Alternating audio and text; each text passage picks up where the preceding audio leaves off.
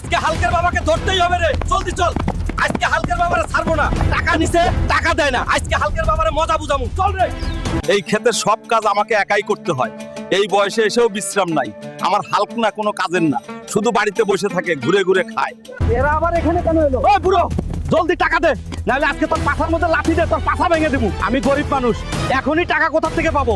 আমাকে ছেড়ে দাও বাবা, আমার হালক টাকা দিয়ে দিবে। আজকে টাকা না পেলে তোরে ছাড়মু না রে বুড়া। বাঁচাও, কেউ বাঁচাও, হালকের বাবারে ধরে নিয়ে যাচ্ছে। বাঁচাও, আমাকে ছেড়ে দাও রে, বাঁচাও, আমাকে ছেড়ে দাও।